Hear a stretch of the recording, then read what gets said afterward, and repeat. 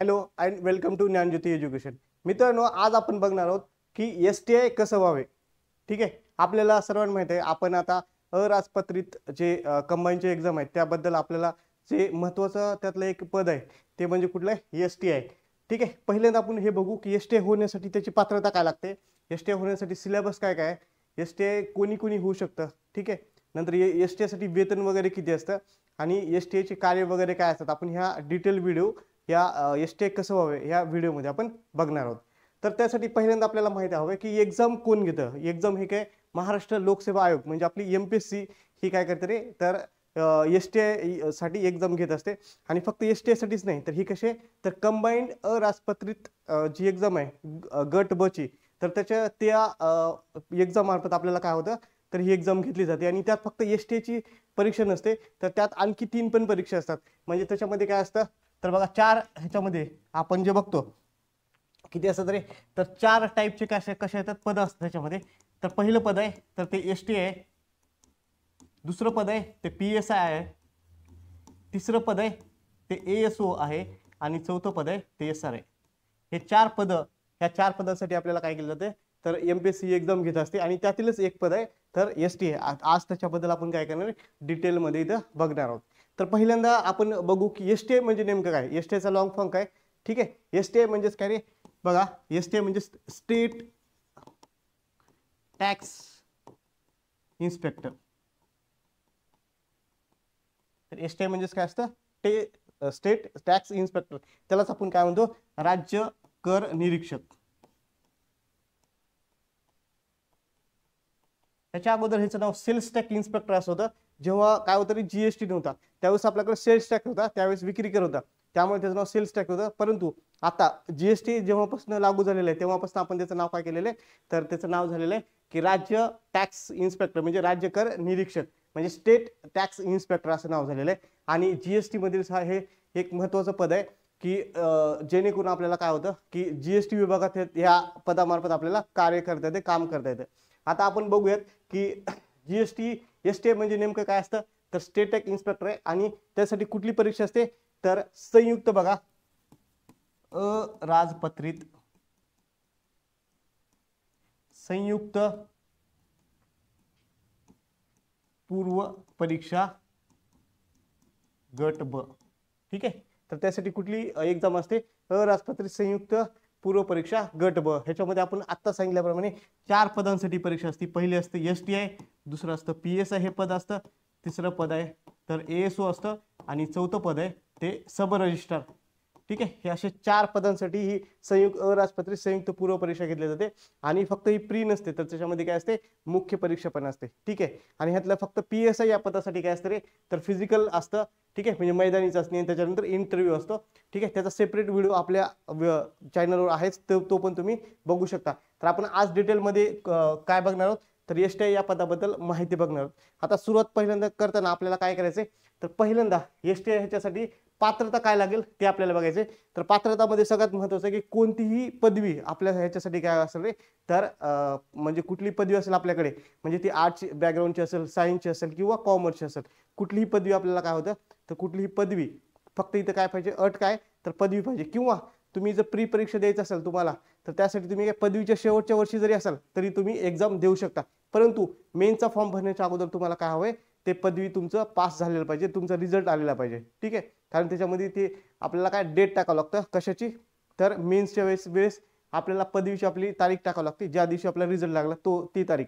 तर त्यासाठी आपल्याला पदवीचा रिझल्ट लागणं महत्त्वाचं आहे. कसं काय करण्यासाठी रे, तर प्री देण्यासाठी नाही, तर कशासाठी, मेन्स देण्यासाठी. मेन्स परीक्षा देण्यासाठी आपल्याला काय पदवी आवश्यक लागते. बघा आता त्यासाठी काय पात्रता पहिल्यांदा काय म्हटलंय, कोणत्याही संविधानिक विद्यापीठाची पदवी किंवा तिच्याशी समतुल्य असणारे शासनाने घोषित केलेली इतर कोणतीही तत्सम अर्हता. ठीक आहे, म्हणजे थोडक्यात काय, तर कोणत्याही विद्यापीठाची पदवी इथं आवश्यक आहे.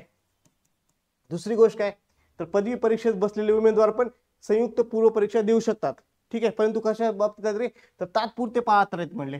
परंतु पूर्व परीक्षेच्या निकाला आधारे जर तुम्ही प्री पास झाली आणि तुमच्याकडे डिग्री नाही, तरी तुम्ही मुख्य परीक्षा देऊ शकत नाही. का देऊ शकत नाही, कारण मुख्य परीक्षा देण्याच्या अगोदर तुम्हाला काय पाहिजे, तुमचं ते डिग्री कंप्लीट झालेलं पाहिजे, तुमचा रिझल्ट लागलेला पाहिजे. ठीक आहे, आणि ह्याच्यामध्ये काय रे दुसरं, तर ह्या महत्त्वाच्या गोष्टी आहेत तर पहिल्यांदा काय तर पदवी सगळ्यात जास्त इम्पॉर्टंट आहे. तुमच्याकडे कुठल्याही शाखेची पदवी असेल तर तुम्ही STI ह्या परीक्षा देऊ शकता.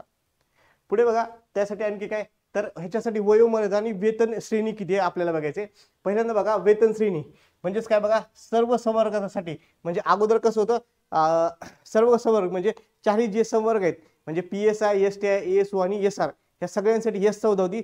परंतु शासनाने आताच 1 महिन्याखाली GR काढलेला आहे आणि त्याच्यानुसार तर आपलं जर ASO आहे तर त्याची श्रेणी थोडी वाढून आता काय केले तर S16 झालेली आहे. परंतु STI ची श्रेणी आणखीन पण किती आहे तर S14 आहे.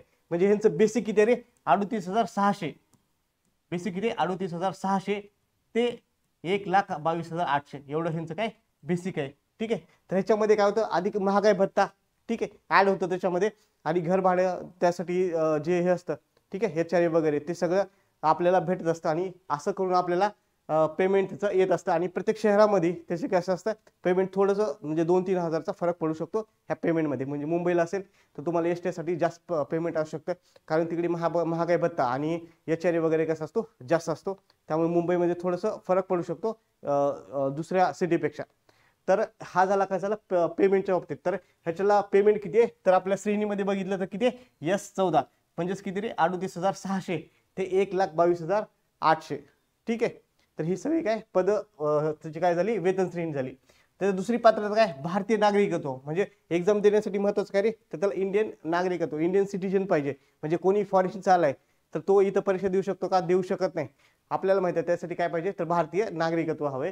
तिसरं बघा आपल्या ह्याच्यासाठी आता वय कमीत कमी वय किती पाहिजे आणि जास्तीत जास्त वय आपल्याला STI होण्यासाठी किती पाहिजे. बघा आता पहिल्यांदा तर राज्य कर निरीक्षक म्हणजे ज्यावेळेस ऍड आलेले असते त्यावेळेस कमीत कमी वय तुमचं किती पाहिजे 18 वर्ष पाहिजे आणि जास्तीत जास्त 38 वर्ष. हे कशासाठी आहे 18 ते 38 हे कुणासाठी आहे फक्त ओपनच्या विद्यार्थ्यांसाठी आहे. ठीक आहे. आणि त्याच्यानुसार कास्टनुसार ते काय थोडी शिथिलता पुढे भेटत जाते. बघा ओपनच्या विद्यार्थ्यांना 18 ते 38 आहे. परत ठीक आहे जर मागासवर्गीय असेल म्हणजे OBC असतील किंवा अनाथ असतील किंवा आर्थिक दुर्बल घटकातील विद्यार्थी असतील तर त्यांच्यासाठी किती आहे 5 वर्ष रिलॅक्सेशन आहे. तसेच बघा प्रावीण्य प्राप्त खेळाडू अमागास असतील त्यांना पण 43 आहे आणि मागासवर्गीय किंवा आर्थिक दुर्बल घटकातील असेल त्यांना पण 43 आहे. बघा माजी सैनिक असतील आणीबाणी व अल्पसेवा राज्याधिष्ठ अधिकारी ठीक आहे हे पण असतील ते अमागास असतील त्यांना पण 43 आहे आणि अमागास आर्थिक दुर्बल घटकातील त्यांना पण काय रे तर 43 आहे. किंवा दिव्यांग उमेदवार असेल तर वयाच्या 45 वर्षापर्यंत दिव्यांग उमेदवार काय करू शकतो एक्झाम देऊ शकतो. म्हणजे थोडक्यात लक्षात ठेवा ओपन साठी कॅटेगरी किती आहे वयोमर्यादा 18 वर्ष तरी किती आहे रे जास्तीत जास्त 18 ते 38 वर्षापर्यंत आणि 5 वर्ष रिलॅक्सेशन कुणाला भेटतं OBC असेल SC ST असतील किंवा आर्थिक दुर्बल घटकातील असेल किंवा म्हणजे नवीन जी मराठा आरक्षण लागू झाले त्यांना पण किती असेल रे 5 वर्ष रिलॅक्सेशन असेल. ठीक आहे. तर हे सगळे काय होतं तर 43 वर्षापर्यंत 38 + 5 किती झाले 43 वर्षासाठी हे लागू आहे. परंतु फक्त दिव्यांग उमेदवार असेल तर त्यांना किती आहे 45 वर्षापर्यंत एक्झाम देऊ शकतात. हे झालं कशाबद्दल वयासंबंधी. आपल्याला काय हवंय पहिल्यांदा डिग्री कुठले पण शाखेची पदवी पाहिजे. दुसरं काय वयोमर्यादा किती आहे 18 ते 38 कशासाठी ओपनसाठी आणि इतर घटकांसाठी 5 वर्ष रिलॅक्सेशन आहे आणि त्याच्यामध्ये दिव्यांगाला फक्त किती आहे तर दिव्यांगाला 7 वर्ष म्हणजे किती 45 वर्षापर्यंत दिव्यांग काय करू शकतो रे एक्झाम देऊ शकतात. पुढे बघा परीक्षेचे टप्पे. आता परीक्षेचे जर टप्पे बघितले तर आपल्याला काय तर STI सारखं PSI सारखं काय 4 टप्पे नसतात. कारण PSI मध्ये कसं असतं प्री असती मेन्स असती परत पुढे मैदानी चाचणी असते आणि मुलाखत असते. परंतु STI मध्ये 2च टप्प्याची एक्झाम आहे. पहिल्यांदा प्रिलिम आणि नंतर मेन्स. तुम्ही हे दोन्ही जरी तुम्ही पास झाले तर तुम्हाला काय STI हे पोस्ट किंवा हे पद तुम्हाला आरामात मिळू शकतं. त्यासाठी आपल्याला बघायचे परीक्षेचे टप्पे कसे आहेत परीक्षेला गुण किती आहेत प्रीला किती गुणांची एक्झाम असते आणि मेन्सला किती गुणांची एक्झाम असते. ठीक आहे. तर हे आपण आता डिटेलमध्ये बघूया. पहिल्यांदा बघा की सहाय्यक कक्ष अधिकारी असेल राज्य कर निरीक्षक असेल पोलीस उपनिरीक्षक असेल किंवा चौथं जे पद आहे कुठलं रे तर आपलं SR त्याच्यासाठी काय असते रे संयुक्त पूर्व परीक्षा असते. ठीक आहे. आणि ती किती मार्कासाठी असते रे 100 गुणांसाठी असते. किती गुणांसाठी असते 100 गुणांसाठी असते. तर ते 100 गुण म्हणजे 1 गुण किती मार्काला असतो एका मार्काला 1 गुण असतो. ठीक आहे. तर 100 गुणांसाठी एक्झाम असते. हे 100 गुणांसाठी एक्झाम एक क्वेश्चन हा कितीसाठी असतो रे तर 1 मार्कांसाठी असतो. ठीक आहे. एक क्वेश्चन 1 मार्कासाठी असतो. ही झाली प्रिलिमिनरी आणि मेन्स मध्ये आपण गेला तर काय होतं तर हे पण किती 2 पेपर असतात मेन्समध्ये, पहिला पेपर आणि दुसरा पेपर. पहिला पेपर असतो इंग्लिश आणि मराठीचा आणि दुसरा पेपर आपण बघितलं तर GS चा असतो. आणि त्याच्यामध्ये पण पहिल्या पेपरमध्ये 100 क्वेश्चन असतात, जे की 2 मार्काला एक क्वेश्चन असतो.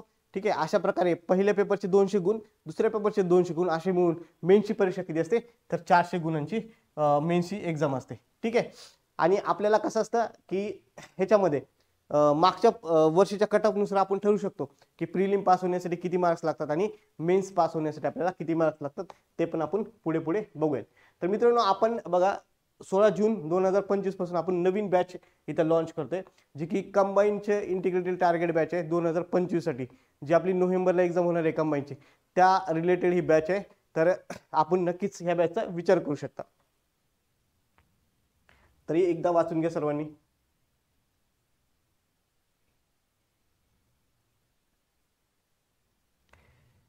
पुढे बघा, आता आपल्याला पूर्व परीक्षा म्हणजे काय नेमकं बघायचंय. ह्याच्यामध्ये किती विषय असतात आणि विषयाचं डिस्ट्रीब्युशन म्हणजे किती मार्काला कोणता विषय असतो, आणि आपल्याला जर परीक्षा पास व्हायची असेल, प्रिलिम किंवा पूर्व परीक्षा पास व्हायची असेल, तर कोणत्या विषयावर आपल्याला जास्त भर द्यायचे आणि कुठल्या विषयाला काय करायचे, ॲव्हरेज मार्क घ्यायचे, ते पण आपण इथं बघूयात. पहिल्यांदा बघा अभ्यासक्रम काय, तर पहिला आपण सांगितल्याप्रमाणे 100 क्वेश्चन येतात तिथे, 100 क्वेश्चन, आणि किती मार्काला असतात रे, एक क्वेश्चन हा किती असतो, 1 मार्कांसाठी असतो. बघा टोटल किती रे, तर इथं 7 विषय आहेत. 7 म्हणजेच काय, थोडक्यात अंकगणित आणि बुद्धिमत्ता वेगळं केलं, त्यामुळे आता तिथे 8 विषय झालेले आहेत. तर बघा पहिल्यांदा आपल्या परीक्षेचं नाव काय, तर सामान्य क्षमता चाचणी. आपल्या पूर्व परीक्षेचं नाव काय रे, तर सामान्य क्षमता चाचणी. त्याच्यामध्ये पहिला हा जो आणि विद्यार्थ्यांचा आवडता विषय कोणता असतो रे, तर इतिहास. इतिहासामध्ये सांगितलंय बघा काय आपल्याला, आधुनिक भारताचा, विशेषतः महाराष्ट्राचा इतिहास. ह्याच्यामध्ये काय सांगितले, आधुनिक भारताचा आणि महाराष्ट्राचा इतिहास सांगितले. फक्त भारताचा इतिहासच नाही, तर महाराष्ट्राचा इतिहास पण यांनी ऍड केलेला आहे. बघा जेव्हा अगोदर प्रिलिम म्हणजे 2023 अगोदर एक्झाम व्हायची, त्यावेळेस काय असायचं, हा इतिहास हा विषय किती 15 मार्कांसाठी होता, परंतु आता त्याची हे कमी करून, मार्क्स कमी करून आता किती मार्कांसाठी केला रे, तर 10 मार्कांसाठी हा विषय आहे. ठीक आहे, इतिहास किती मार्कांसाठी केलाय, तर 10 मार्कांसाठी आहे. त्यातले 5 मार्क भारताच्या इतिहासावर येतात आणि 5 मार्काचा महाराष्ट्राचा इतिहास येतो. ठीक आहे, पुढे बघा भूगोल. दुसरा महत्वाचा विषय आहे भूगोल. भूगोल पण हा किती 10 मार्कांसाठी आहे.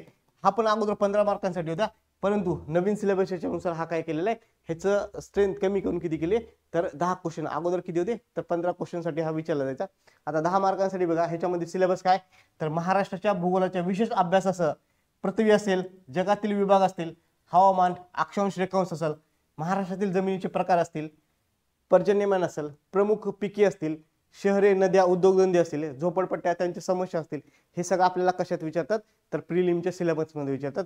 आणि त्यात काय लोकसंख्या पण आपण विचारलं जातं. लोकसंख्या म्हणजेच काय, जनगणना जी लेटेस्ट झालेली असते, आता आणखी 2021 नाही झाली, परंतु 2011च्या लोकसंख्येवर दरवर्षी प्रश्न विचारण्यात येतो. तर हा पण किती 10 मार्कांसाठी भूगोल विचारत होतो. तिसरा महत्वाचा आणि स्कोरिंग विषय, सध्या खूपच सोपा प्रश्न ह्याच्यावर विचारले जातात इकॉनॉमिक्सवर, तर तो विषय इकॉनॉमिक्स म्हणजेच अर्थव्यवस्था. आता ह्याचे 2 पार्ट आहेत. त्यातला पहिला पार्ट आहे भारतीय अर्थव्यवस्था आणि दुसरा पार्ट आहे शासकीय अर्थव्यवस्था. आता भारतीय अर्थव्यवस्थेमध्ये काय येतं, तर सिलेबसमध्ये बघा फक्त राष्ट्रीय उत्पन्न असेल, शेती, उद्योग, परकीय व्यापार असेल, बँकिंग असेल, लोकसंख्या असेल, दारिद्र्य व बेरोजगारी, मुद्रा आणि राजकोषीय नीती, हे कशात येतात रे, भारतीय अर्थव्यवस्थामध्ये. आणि शासकीय अर्थव्यवस्थामध्ये काय येतात, तर अर्थसंकल्प, लेखा आणि लेखा परीक्षण, हे कशात येतात, शासकीय अर्थव्यवस्थामध्ये. तर आपल्याला हे किती मार्काला विचारलं जातं, तर 15 मार्कांसाठी हा अर्थव्यवस्था हा आपल्याला काय सब्जेक्ट आहे. पुढचा बघा चालू घडामोडी. हा पण 15 मार्कांसाठी आपल्याला विचारण्यात येतो. आणि बघा चालू घडामध्ये काय विचारलं जातं, जागतिक, भारतातील तसेच महाराष्ट्रातील. म्हणजे आपल्याला आंतरराष्ट्रीय तर करायचाच अभ्यास, भारताचा पण अभ्यास करायचा आणि त्यासोबतच कुणाचा करायचे रे, महाराष्ट्राचा पण अभ्यास करायचे. ठीक आहे, म्हणजे आंतरराष्ट्रीय घडामोडी, नंतर महाराष्ट्रातील घडामोडी, नंतर भारतातील घडामोडी, असे म्हणून आपल्याला हे चालू घडामोडी किती मार्कांसाठी विचारलं जातं, हे पण आपल्याला 15 क्वेश्चन म्हणजेच किती 15 मार्क्ससाठी इथं विचारले जातात. पुढचा महत्वाचा टॉपिक आहे बघा राज्यशास्त्र, म्हणजे आपण त्याला राज्यघटना म्हणतो. आता आयोगाने आपल्याला सिलेबसमध्ये काहीच दिलं नाही, परंतु मेनचा आपण सिलेबस बघता ते जे टॉपिक आहेत तेच इथं आपण काय पूर्व परीक्षेला पण करू शकतो. ठीक आहे, आणि दुसरा सोर्स काय, की आपल्याला सिलेबस जरी नाही दिला तर मागचे प्रिव्हियस इयर क्वेश्चन बघून किंवा मागचे जे झालेले पूर्व परीक्षा झालेले आहेत त्याचे क्वेश्चन बघून आपण काय करू शकतो रे, तर राज्यघटनेमध्ये कुठल्या कुठल्या टॉपिकवर आपल्याला प्रश्न विचारले जातात ते आपण इथं काय करू शकतो, बघू शकतो आणि त्यानुसार अभ्यास करू शकतो. म्हणजे असं करायचं नाही की पहिलं घेतलं पुस्तक पहिल्या पानापासून शेवटच्या पानापर्यंत, असं इथं कधीच करायचं नाही. जे आयोगाने सिलेबस दिलेला आहे तोच सिलेबसच्या म्हणजे हे करून आपण काय करायचे, त्या सिलेबसनुसार आणि मागचे जे प्रिव्हियस इयर क्वेश्चन किंवा क्वेश्चन पेपर असतात तेच बघून आपल्याला काय करायचं, आपला अभ्यास करायचा, जेणेकरून कमी मिनिमम अभ्यासात आपल्याला मॅक्झिमम मार्क कसे घेता येतील तर हे आपल्याला बघायचे. इथं फक्त पुस्तक किती पण वाचणं महत्वाचं नाही, तर एकच पुस्तक मॅक्झिमम वेळेस म्हणजे मॅक्झिमम रिव्हिजन महत्वाचे. तर त्यासाठी आपल्याला काय राज्यशास्त्रामध्ये जरी सिलेबस दिला नाही तरी आपले प्रिव्हियस इयर क्वेश्चन बघून आपण काय करू शकतो, ह्याचा सिलेबस ठरवू शकतो. पुढचा बघा, आणि राज्यशास्त्र पण आपल्याला किती 15 मार्कासाठी विचारलं जातं. ठीक आहे. पुढचा बघा सामान्य विज्ञान. ठीक आहे. ह्याच्या पाच भागामध्ये सामान्य विज्ञान आपल्याला दिलेलं आहे, त्याला आपण जनरल सायन्स म्हणतो. ते बघा फिजिक्स म्हणजे भौतिकशास्त्र, रसायनशास्त्र म्हणजे केमिस्ट्री, प्राणीशास्त्र म्हणजे झुलॉजी, वनस्पतीशास्त्र म्हणजे बॉटनी आणि आरोग्यशास्त्र म्हणजेच काय हायजीन. तर आपल्याला आयोगाने काय केलेलं आहे, तर ह्या 5 पार्ट मधलं सिलेबस कशात दिलेलं आहे, तर जनरल सायन्स मध्ये दिलेलं आहे. आणि ह्यात पण आपल्याला काय बऱ्यापैकी चांगले मार्क्स आपण घेऊ शकतो. आणि हा पण किती मार्काला येतो रे, तर 15 क्वेश्चन म्हणजेच किती 15 मार्कासाठी हा सामान्य विज्ञान आपल्याला पूर्व परीक्षेत विचारला होतो. पुढचा आहे बघा अंकगणित. बघा अंकगणितामध्ये सिलेबस काय रे, बेरीज असेल, वजाबाकी असेल, गुणाकार, भागाकार, दशांश, अपूर्णांक आणि टक्केवारी. जरी असं दिलं असेल तर ह्याचा अप्लाइड बेसवर प्रश्न येतात बरं का. म्हणजे बेरीज आहे म्हणजे फक्त बेरीजवर प्रश्न येत नाही. ठीक आहे. तर अप्लाइड बेसवर ह्याचे प्रश्न येत असतात. आणि अंकगणिताला आपल्याला किती 10 क्वेश्चन इथं विचारले जातात. म्हणजेच आपल्याला 10 मार्कासाठी अंकगणित आहे. आणि बुद्धिमत्ता चाचणी त्याच्यामध्ये सिलेबसमध्ये काय म्हणजे उमेदवार आपल्याला किती लवकर व अचूकपणे विचार करू शकतो हे आजमावण्यासाठीचे प्रश्न आहेत. ठीक आहे. तर बुद्धिमत्ताचे आपल्याला परत अंकगणित आणि बुद्धिमत्ता इथं दोन्ही मिळून जर बघितले तर आपल्याला किती 20 मार्कांसाठी म्हणजे खूप जास्त आपल्याला काय रे, तर 20 मार्क म्हणजे खूप जास्त इथं सिलेबस म्हणजे कसं आहे, तर आपल्याला ह्या सगळ्यापैकी सगळ्यात जास्त मार्क देणारा आणि आपल्याला म्हणजे करण्यासाठी पण थोडासा जास्त वेळ लागतो, परंतु एकदा व्यवस्थित केल्यानंतर आपल्याला खूप चांगले मार्क्स देऊन जाणारा कोणता विषय, तर कुठला आहे, तर अंकगणित आणि बुद्धिमत्ता. हे दोन विषय म्हणजे दोन्ही मिळून आपल्याला 20 मार्क येतात. ह्यात जर आपण 14-15 किंवा 15+ मार्क आपण आरामात इथं घेऊ शकतो. एवढे जर मार्क पडले तर आपल्याला पूर्व परीक्षा पास होण्यासाठी काहीच अडचण आपल्याला येणार नाही. तर आपण बघितल्याप्रमाणे मागचे 1-2 कट ऑफ बघता आपल्याला काय करायचं रे, तर 65+ मार्क कसे घेता येईल. ठीक आहे. तर ह्याच दृष्टीने अभ्यास करायचे तरच आपल्याला काय होईल, पूर्व परीक्षा पास म्हणजे व्हायची शक्यता जास्त असते. बघा 65 म्हणजे मागचं ह्या वर्षीचं आपण जर कट ऑफ बघितलं 2024 तर 62.5 मार्क लागलेले. किती 62.5 हे मार्क लागलेले आहेत. आणि त्याचं बघता आपल्याला कसं रे, फक्त आता 60 मार्क घेऊन पण इथे जमणार नाहीये. तर आपल्याला कसं आपण 65+ किंवा 65च्या तिथे जवळपास आपण कसं जाऊ शकतो त्या दृष्टीने इथं अभ्यास करायचे. आणि आता चांगली गोष्ट ही झाली की सगळ्यांचा एकच कट ऑफ लागतोय, त्यामुळे समजा जागा जास्त असतील तर हा कट ऑफ काय कमी पण येऊ शकतो. आता ह्या वर्षी जागा कमी होत्या त्यामुळे कट ऑफ थोडासा हाय गेलेला आहे आणि पेपरचं काठीने पातळी पण थोडीशी कमी होती त्यामुळे, आणि मुलांना व्यवस्थित अभ्यास केल्यामुळे मार्क पण चांगले पडलेले होते त्यामुळे हा कट ऑफ थोडासा हाय गेलेला आहे 62.5. परंतु जर 2025ला जागा थोड्याशा जास्त असतील आणि पेपरची काठीने पातळी थोडीशी असेल जास्त अवघड, तर तो हा कट ऑफ आरामात कमी पण येऊ शकतो. ठीक आहे. 60च्या तिथं पण येऊ शकतो. असं काहीच नाही की आता ह्या वर्षी 62.5 लागला म्हणजे दरवर्षी तेवढाच लागेल. ते कसं असतं, जागा किती आहेत आणि त्याच्यानंतर पेपरची काठीने पातळी कशी आहे त्याच्यावर हे काय मेरिट ठरलेलं असतं. तर असा जर आपण व्यवस्थित अभ्यास केला आणि हे जे आपल्याला दिलेले आहेत म्हणजे सिलेबसनुसार जर व्यवस्थित अभ्यास केला तर आपल्याला नक्कीच हा पूर्व परीक्षा पास होण्यासाठी काही अडचण येणार नाहीये. पुढे बघा आता मुख्य परीक्षा. आता मुख्य परीक्षा सगळ्यांसाठी पण काय असते, कॉमन्स असते मुख्य परीक्षा पण. आणि मुख्य परीक्षा किती असते रे, तर 2 पेपर मध्ये असते, GS1 आणि GS2. आता दोन्ही पण पेपर एकाच दिवशी व्हायला लागलेले आहेत. तर अगोदर वेगवेगळ्या दिवशी ते पेपर व्हायचे, पण आता काय एकाच दिवशी ते पेपर होतात. पहिल्यांदा बघा पेपर फर्स्ट मध्ये काय असतं, तर 2 सब्जेक्ट असतात पेपर फर्स्ट मध्ये. ते असतात, पहिला आहे मराठी आणि दुसरं असतं इंग्लिश. मराठी आपल्याला विचारलं जातं 50 मार्कांसाठी विचारलं जातं मराठी, आणि इंग्लिश पण आपल्याला 50 मार्कांसाठी विचारलं जातं. ठीक आहे. तर आपल्याला मराठीचा सिलेबस काय काय सांगितलं बघा. सर्वसामान्य शब्दसंग्रह असतील, वाक्यरचना, व्याकरण, म्हणी, वाक्यप्रचार यांचा अर्थ, उपयोग तसेच उतार्यावर प्रश्नांची उत्तरे.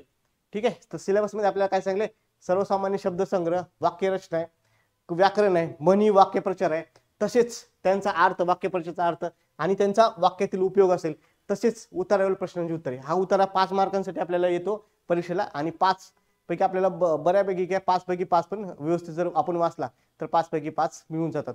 तसं कम्पॅरेटिव्हली मराठी आणि इंग्लिशमध्ये आपण काय रे इथं दोघांपैकी काय आपण इथं 80+ मार्क घेण्याची कशी स्ट्रॅटेजी बनवता येईल तर आपण हे बघू शकतो. म्हणजे 80+ मार्क घेतले तर तुम्हाला GS2 तेवढंसं हार्ड जाणार नाहीये, कारण पोस्ट मिळवण्यासाठी आपल्याला काय पाहिजे दोन्ही की म्हणजे कम्पॅरेटिव्हली कसं आहे GS पेक्षा मराठी इंग्लिश कसा असतो जरा थोडासा सोपा असतो आणि इथं मार्क पडायची पण शक्यता कशी असते जास्त असते. तर इंग्लिशचा सिलेबस पण सेमच आहे बघा. कॉमन व्होकॅब्युलरी आहे, सेंटेन्स स्ट्रक्चर आहे, grammar, use of idiom and phrases आहे, दिअर मिनिंग आहे आणि कॉम्प्रिहेन्शन ऑफ पॅशन्स. म्हणजे मराठीसारखा सिलेबस इंग्लिश आहे आणि दोन्ही मिळून 50-50 मार्कांसाठी आपल्याला विचारले जातात आणि दोन्हीपैकी आपल्याला म्हणजे ॲटलिस्ट कमीत कमी 80+ जर मार्क पाडले तर आपल्याला काय रे तर STA होण्याचं जे आपलं स्वप्न आहे ठीक आहे तर ते पूर्ण व्हायला आपल्याला काही अडचण येणार नाहीये. कारण तुम्ही जेवढे पहिल्या पेपरला जास्तीत जास्त मार्क घ्याल तेवढं आपल्याला काय होईल दुसऱ्या पेपरला काय होईल की सोपं जाईल. म्हणजे थोडक्यात काय थोडेसे कमी आले आणि GS असा पेपर असतो की तुमचं आणि दुसऱ्या तुमचे फ्रेंड असतील किंवा दुसरे विद्यार्थी असतील त्यांचं डिस्टन्स एवढं नसतं. म्हणजे डिस्टन्स म्हणजे काय मार्कांचा फरक एवढा जास्त नसतो. म्हणजे एखाद्याला समजा 50 पडले तर तुम्हाला 52, 53, 55 असे म्हणजे 2-4 मार्कामध्ये सगळे विद्यार्थी असतात. त्यामुळे GSला असा खूप जास्त डिफरन्स नाही पडत. परंतु नक्कीच पहिला पेपर जो इंग्लिश मराठी आहे त्याच्यामध्ये खूप जास्त डिफरन्स पडू शकतो. तुम्ही जर इंग्लिश मराठी व्यवस्थित केलं म्हणजे पहिल्या पेपरला जेवढे जास्त मार्क घ्याल तर कंबाईनचा हाच फंड असतो की जेवढा जास्त मार्क तुम्ही पहिल्या पेपरला घ्याल तेवढा तुम्हाला काय होईल तुमचं पोस्ट सिक्युअर व्हायची शक्यता जास्त असते. बघा आता हे झालं आपलं कशाचं तर आपलं झालं हे ह्याचं पहिला पेपर झाला ठीक आहे. हा पहिला पेपर कितीला येतो रे 100 क्वेश्चन येतात इथं 100 क्वेश्चन आणि एक क्वेश्चन कितीला असतो 2 मार्कांसाठी एक क्वेश्चन असतो. एक क्वेश्चन कितीला असतो तर 2 मार्कांसाठी एक क्वेश्चन असतो. इथे 100 क्वेश्चन येतात आणि पहिला पेपर असतो 200 मार्कचा असतो. पहिला पेपर 200 मार्कचा असतो. आता पेपर 2 ठीक आहे तो असतो GSचा पेपर असतो. त्याच्यामध्ये बघा सामान्य बुद्धिमापन व आकलन ह्याच्यामध्ये काय विचारलं आपल्याला उमेदवार किती लवकर व अचूकपणे विचार करू शकतो हे आजमावण्याचे प्रश्न असतात बघा आता.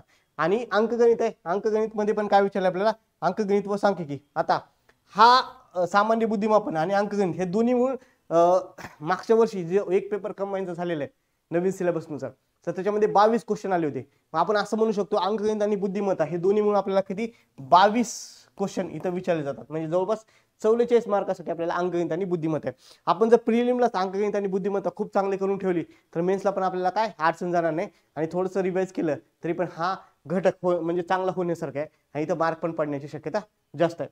तसेच बघा पुढचा आहे चालू घडामोडी जागतिक तसेच महाराष्ट्रासह भारतातील आहे. जे प्रिलिमला सेम सिलेबस आहे तोच मेन्सला पण असतो. परंतु प्रिलिमचं कसं असतं की विचारायची जे प्रिलिमचं चालू घडामोडी आहे थोडंसं मागचं 1-1.5 वर्षाचं विचारतात आणि जे मेन्स असतं ते म्हणजे अलीकडच्या 6 महिन्याच्या काळातील चालू घडामोडी आपल्याला विचारत असतात. त्यामुळे चालू घडामोडी करताना मेन्सच्या वेळेस थोडंसं अलीकडचं जास्त करणं आपल्याला गरजेचं आहे आणि प्रीच्या वेळेस आपल्याला काय थोडंसं मागचं म्हणजे 1-1.5 वर्षाखालचं म्हणजे परीक्षा होण्याच्या अगोदर 1-1.5 वर्षाखालचं करंट आपलं करणं गरजेचं आहे.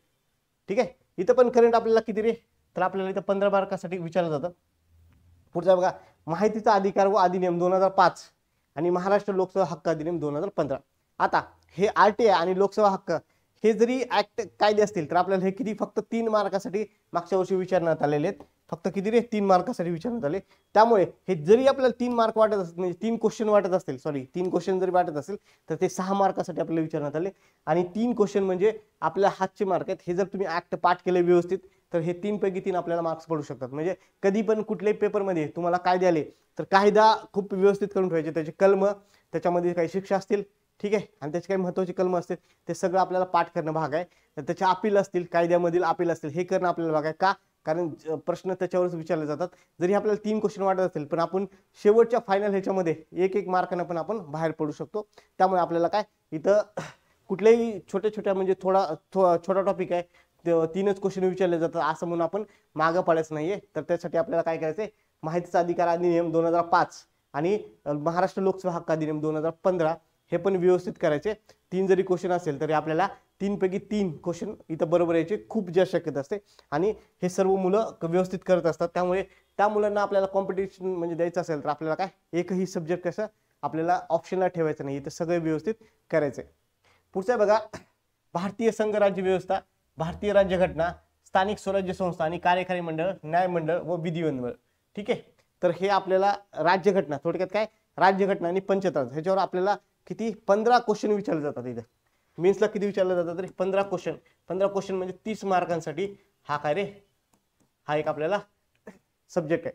तर ह्याच्यामध्ये सिलेबस काय बघा, घटना कशी तयार झाली, घटनेच्या प्रस्तावनेची भूमिका व तत्वे, घटनेची महत्वाची कलमे, ठळक वैशिष्ट्ये असतील, केंद्र राज्य संबंध असेल, निधर्मी राज्य असेल, मूलभूत हक्क कर्तव्य असेल, राज्याच्या धोरणाची मार्गदर्शक तत्वे असतील, युनिफॉर्म सिव्हिल कोड असेल, स्वतंत्र न्यायपालिका, राज्यपाल, मुख्यमंत्री व मंत्रिमंडळ त्यांचे कार्य असेल, अधिकार असतील, ठीक आहे, राज्य विधिमंडळ म्हणजे विधानसभा विधान परिषद असेल, त्यांचे सदस्य, त्यांचे कार्य, त्यांचे अधिकार, कर्तव्य, विधी समिती असतील, ठीक आहे, इत्यादी हे आपल्याला कशात विचारलं जातं तर राज्यघटनामध्ये. राज्यघटना करताना हा सिलेबस समोर ठेवूनच आपण अभ्यास करायचे, जेणेकरून पॉईंट नुसारच करायचे. नाही तर आपण घेतलं पहिल्या पेजपासून शेवटच्या पेजपर्यंत घेतलं आणि वाचतोय तसं काही इथं फायदा होणार नाही. जे जे सांगितले फक्त तेवढंच आणि तेवढंच काय करायचं मेन्सला करायचं. कारण मेन्सला काय स्पेसिफिक जे आपला सिलेबस आहे तर आयोग काय करतं सिलेबसला धरूनच क्वेश्चन टाकत असतं. त्यामुळे मेन्सला आयोग असं कुठलाही बाहेरचं प्रश्न टाकत नाही. ठीक आहे, त्यामुळे आपल्याला काय स्पेसिफिक जे आहे सिलेबसला दिले तेच व्यवस्थित चांगलं करायचंय, जेणेकरून आपल्याला चांगले मार्क कशावर पडतील रे तर राज्यघटनामध्ये पडतील. पुढचा बघा 10 क्वेश्चन आपल्याला कशात विचारले जातात तर ह्या आधुनिक भारताचा तसेच विशेषतः महाराष्ट्राचा इतिहासमध्ये. ह्याच्यामध्ये बघा काय म्हटलंय, सामाजिक व आर्थिक जागृती आहे म्हणजे 1885 ते 47 पर्यंत 1947 पर्यंत महत्वाच्या व्यक्तीचे कार्य असतील, समाज सुधारकांचे कार्य असतील, स्वातंत्र्य भारतातील सामाजिक जागृतीतील वर्तमानपत्रे असतील.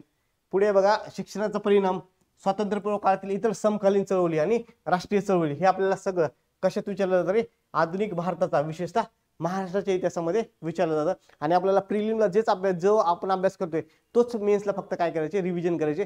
प्रीला बघा प्रीचे आणि मेन्सचे बऱ्यापैकी सेम टॉपिक्स म्हणजे सब्जेक्ट आहेत आणि सिलेबस पण सारखाच आहे. त्यामुळे आपल्याला प्रीलाच एवढं व्यवस्थित करून ठेवायचं की मेन्सला आपल्याला फक्त काय रिवाइज फक्त करायची गरज राहो, बाकी सगळा वेळ आपल्याला काय जीएस म्हणजे आपला पेपर फर्स्टला आपण दिला पाहिजे. पुढचं बघा भारताचा व महाराष्ट्राचा भूगोल. आता महाराष्ट्राचा व भारताचा प्राकृतिक भूगोल असेल, मुख्य प्राकृतिक विभाग असतील, हवामानशास्त्र असेल, पर्जन्यमान व तापमान असेल, पर्जन्यातील विभागवार बदल असतील, नद्या असतील, पर्वत व पठारे असतील, विविध भूरूपे, राजकीय विभाग, प्रशासकीय विभाग, नैसर्गिक संपत्ती असेल, नैसर्गिक संपत्तीमध्ये काय खनिजे व वनसंपत्ती असतील, नंतर मानवी व सामाजिक भूगोल असेल, लोकसंख्या, लोकसंख्येचे स्थलांतर व त्यांचे उगम, ठीक आहे, आणि इष्ट स्थानावरील म्हणजे परिणाम म्हणजे इष्ट स्थानावरील परिणाम काय होतो, ग्रामीण वस्ती असतील, तांडे, झोपडपट्ट्या व त्यांचे प्रश्न हे सर्व आपल्याला कशात विचारले जातात रे भूगोल या विषयात विचारले जातात. आणि भूगोल इथं पण आपल्याला 10 क्वेश्चन म्हणजे 20 मार्कासाठी इथं विचारले जातात. ठीक आहे, 10 क्वेश्चन म्हणजे 20 मार्क विचारले जातात. भूगोल आणि पर्यावरण हे दोन्ही मिळून आहे बरं का, म्हणजे दोन्ही 10 क्वेश्चन विचारले जातात कशात भूगोल आणि पर्यावरण. आता पर्यावरण मध्ये आपल्याला काय विचारलं जातं, मानवी विकास व पर्यावरण असेल, पर्यावरणपूरक विकास असेल, नैसर्गिक साधन संपत्तीचे संधारण, विशेषतः वनसंधारण असेल, विविध प्रकारची प्रदूषणे असतील, ठीक आहे, पर्यावरण आपत्ती असतील, नंतर पर्यावरण संवर्धनात कार्यरत असलेल्या राज्य, राष्ट्र व जागतिक पातळीवर संघटना किंवा संस्था असतील, ह्याच्यावर पण आयोग काय करत असतं प्रश्न विचारत असतं. पुढे बघा सामान्य विज्ञान आणि तंत्रज्ञान. प्रीला फक्त काय होतं सामान्य विज्ञान होतं आणि मेन्सला काय सामान्य विज्ञान व तंत्रज्ञान इथं ऍड केलेलं आहे. फक्त तंत्रज्ञान आणि प्रीचा एक हायजीन जो आरोग्यशास्त्र टॉपिक आहे तो फक्त मेन्सला वगळण्यात आलेला आहे आणि त्या हायजीनच्या ऐवजी आपल्याला इथं काय दिलेलं आहे तर तंत्रज्ञान. बघा प्रीला काय होतं फिजिक्स होतं, केमिस्ट्री होतं, प्राणीशास्त्र म्हणजे झुलॉजी होतं आणि बॉटनी म्हणजे वनस्पतीशास्त्र होतं. फक्त आणखी एक प्रीला एक टॉपिक एक्स्ट्रा होता तो होता आरोग्यशास्त्र आणि आरोग्यशास्त्र काय केलेलं आहे इथं वगळण्यात आले आणि त्याच्याऐवजी आपल्याला काय घेतले तंत्रज्ञान. ठीक आहे, हा नवीन सिलेबस नाहीये तर हा आपल्याला राज्यसेवा मेन्सला अगोदर होता सिलेबसला, तो फक्त आपल्याला कुठे टाकलेला आहे आता कंबाईनला टाकलेला आहे. आता त्याच्यामध्ये काय बघा दूरसंवेदन, हवाई व ड्रोन छायाचित्रण, भौगोलिक माहिती प्रणाली व त्याचे उपयोजन म्हणजेच काय remote sensing, aerial and drone photography असेल, geographic information system GIS GPS ह्याच्यावरचे प्रश्न आपल्याला माहीत हवेत. नंतर बघा माहिती व संप्रेषण तंत्रज्ञान म्हणजेच काय इन्फॉर्मेशन आणि कम्युनिकेशन टेक्नॉलॉजी. हे जरी नवीन आपल्याला सिलेबसला ऍड केलेलं असलं तरी ह्याबद्दल आपल्याला काय रे मार्केटमध्ये मटेरियल पण अवेलेबल आहे आणि राज्यसेवेचा हा सिलेबस असल्यामुळे आपल्याला त्याच्यावर क्वेश्चन कशा प्रकारे येतात हे पण आपल्याला माहित आहेत.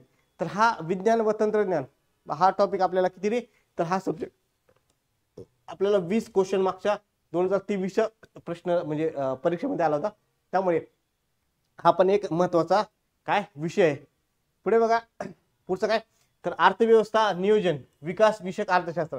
ह्याच्यामध्ये दोन पार्ट आपल्याला दिले आहेत. पहिला बघा समग्र लक्ष्य अर्थशास्त्र, म्हणजेच काय बघा समग्र लक्ष्य अर्थशास्त्र, वृद्धी आणि विकास असेल, सार्वजनिक वित्त असेल, आंतरराष्ट्रीय व्यापार आणि आंतरराष्ट्रीय भांडवल, ते हे सगळे टॉपिक कसे येतात समग्र लक्ष्य इकॉनॉमिक्स मध्ये येतात. आणि पुढचं आहे भारतीय अर्थव्यवस्था. ठीक आहे, इंडियन इकॉनॉमी मध्ये काय काय येतं बघा, भारतीय अर्थव्यवस्थेची आव्हाने व आर्थिक सुधारणा असतील, भारतीय शेती व ग्रामीण विकास असेल, सहकार असेल, मौद्रिक व वित्तीय क्षेत्र असेल, सार्वजनिक वित्त व वित्तीय संस्था असतील, उद्योग व सेवा क्षेत्र असेल, नंतर पायाभूत सुविधांचा विकास असेल, आंतरराष्ट्रीय व्यापार आणि भांडवल असेल, आणि महाराष्ट्राची अर्थव्यवस्था, हे सर्व आपल्याला कशात विचारलं जातं रे, इकॉनॉमिक्स ह्या विषयात विचारलं जातं. आणि प्रीचं सीव्ही इकॉनॉमिक्स जरी व्यवस्थित केलं तर आपल्याला काय होईल, मेन्सला फक्त काही जे वेगळे टॉपिक आहेत तेवढे फक्त आपल्याला करायचे आहे. आणि हा इकॉनॉमिक्स आपल्याला 10 क्वेश्चन कशात विचारलं जातं रे, तर ह्या मेन्समध्ये विचारलं 10 क्वेश्चन, म्हणजे 20 मार्कांसाठी हा कुठला आहे तर इकॉनॉमिक्स आपल्याला आहे. ठीक आहे, आता बघा एसटीएचं प्रमोशन वगैरे काय असतं, तर पुढचं एसटीएचं प्रमोशन बघा, एसटीचं प्रमोशन काय होतं, प्रमोशन होतो एसटीओ होतो. ठीक आहे, स्टेट टॅक्स ऑफिसर, आणि त्याचं प्रमोशन काय होतं रे, एसीएसटी होतं. ठीक आहे, त्याचं काय एसीएसटी क्लास 1 गॅझेटेड ऑफिसर होतं. ठीक आहे, एसटीचं प्रमोशन एसटीओ, एसटीओचं प्रमोशन काय होतं एसीएसटी होत असतं, जे क्लास 1 पद आहे. तर आपण काय म्हणतो राज्य विक्रीकर आधी हे. ठीक आहे, एसीएसटी हे पद आहे. आणि ह्याच्यामध्ये आपल्याला काय करायचंय तर ह्याचं असं प्रमोशन होतं, एसटीएचं एसटीओ आणि एसटीओचं काय होतं एसीएसटी हे पद होत असतं. तर मित्रांनो आपण मागे सांगितल्याप्रमाणे ठीक आहे, तर आपली नवीन बॅच कधीपासून चालू होते रे, तर 16 जून पासून आपली नवीन बॅच सुरू होते. आणि त्या दृष्टीने आपल्याला काय रे, तर कंबाईनचा प्री आणि मेनचा सिलेबस आपण इथं कव्हर करणार आहोत व्यवस्थितपणे. आणि तुम्हाला एसटीआय होण्यासाठी ज्या ज्या अडचणी असतील त्या आपण क्लासमध्ये इथं सॉल्व्ह करणार आहोत. तर त्या दृष्टीने बघा 16 जून 2025 पासून आपण काय करतोय, बॅच लॉन्च करतोय. ठीक आहे, तर या दृष्टीने एसटीआय कसं आपण हा व्हिडिओमध्ये बघितलंय, तर धन्यवाद.